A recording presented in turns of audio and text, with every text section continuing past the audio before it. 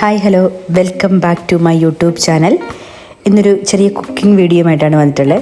നമുക്കിന്നൊരു പാസ്ത ഉണ്ടാക്കാം, white sauce pasta. അതിനാദ്യം വേണ്ടത് നമുക്ക് പാസ്ത ഒന്ന് വേവിച്ചെടുക്കണം. അതിന് വേണ്ടി നമുക്ക് ആദ്യം വെള്ളം തിളപ്പിക്കാം.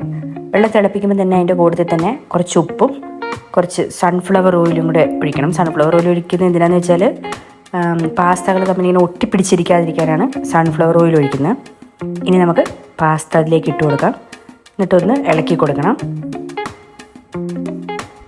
ഇനി പാസ്തയിലേക്ക് നമുക്ക് ചിക്കൻ ഇട്ടിട്ട പാസ്തയാണ് ഉണ്ടാക്കണേ. അതിനായിട്ട് ആദ്യം തന്നെ ചിക്കൻ ചെറിയ കഷ്ണങ്ങളാക്കി മുറിച്ചിട്ട് അതിൽ ഉപ്പും കുരുമുളക് പൊടിയും പുരട്ടി കുറച്ച് സമയത്തേക്ക് മാറ്റി വെച്ചു. ഇനി നമുക്കതെടുത്തൊന്ന് വറക്കാം. ആ സമയം തന്നെ അപ്പുറത്ത് അടുപ്പിൽ പാസ്ത വേവുന്നുണ്ട്. പാസ്ത ഇടയ്ക്കിടയ്ക്കൊന്ന് ജസ്റ്റ് ഒന്ന് ഇളക്കി കൊടുക്കണം, ഇല്ലെങ്കിൽ പാസ്ത ഇങ്ങനെ അടുക്കി പിടിക്കും. ചിക്കൻ ഏകദേശം ഒരു സൈഡ് സെറ്റായിട്ടുണ്ട് കണ്ടോ. പാസ്ത ഇങ്ങനെ ഇടയ്ക്കിടയ്ക്ക് ഇളക്കി കൊടുക്കണം. പാസ്ത വെന്തിട്ടുണ്ട്. ഇനി നമുക്കതിനെ ഒരു അരിപ്പ പാത്രത്തിലേക്ക് മാറ്റണം.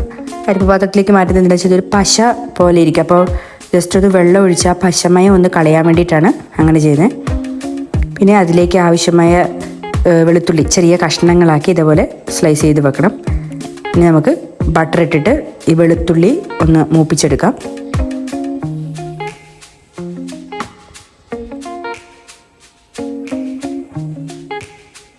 വെളുത്തുള്ളിയിലേക്ക് കുറച്ച് ഉപ്പ്, പിന്നെ നമുക്ക് വൈറ്റ് സോസിന് വേണ്ടിയിട്ട് നമ്മൾ ഉപയോഗിക്കുന്നത് മൈദയും പാലുമാണ് ഉപയോഗിക്കുന്നത്. അപ്പം മൈദ ചെറുങ്ങനെ ഒന്ന് സെറ്റായി വരുമ്പോഴത്തേക്ക് നമ്മൾ പാലൊഴിച്ച് മൈദയുടെ കട്ട കണ്ടോ, ആ കട്ടേനെ ഒന്ന് ഒഴിവാക്കുകയാണ് ചെയ്യുന്നത്. ഇനി നമുക്ക് ഇതിനകത്ത് ആവശ്യമുള്ള ചീസാണ് മൊസറല്ല ചീസ്. അപ്പോൾ നമ്മളതിനെ ഒന്ന് സ്ലൈസ് ചെയ്ത് എടുക്കാൻ പോവാണ്. പിന്നെ വേണ്ടത് ഒറിഗാനോ ആണ്. അതുപോലെ ചില്ലി ഫ്ലെക്സ് വേണം.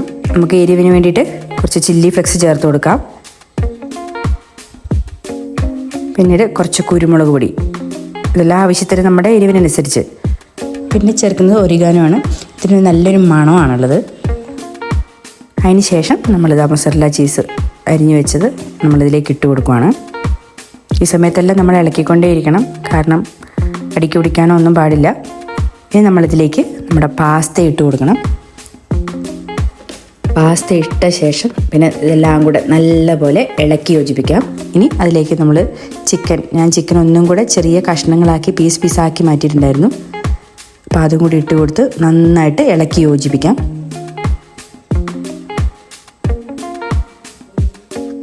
അങ്ങനെ നമ്മുടെ വൈറ്റ് സോസ് പാസ്ത ഇവിടെ റെഡി ആയിട്ടുണ്ട്. നല്ല സിമ്പിളായിട്ടാണ് പാസ്ത ഉണ്ടാക്കാൻ പറ്റുന്നത്, വളരെ എളുപ്പമാണ്. ഇനി നമുക്ക് ഇതിൻ്റെ ടേസ്റ്റ് അറിയാൻ വേണ്ടിയിട്ട് ഇത് ഇഷ്ടമുള്ള ഒരാളുണ്ട് ഇവിടെ. നമുക്ക് അയാളുടെ അഭിപ്രായം ഒന്നറിയാം. അപ്പോൾ കേശു മോന് പാസ്ത ഇഷ്ടമായി. അപ്പോൾ ഇതുപോലെ എല്ലാവർക്കും ഉണ്ടാക്കി നോക്കാം, വളരെ സിമ്പിളാണ്.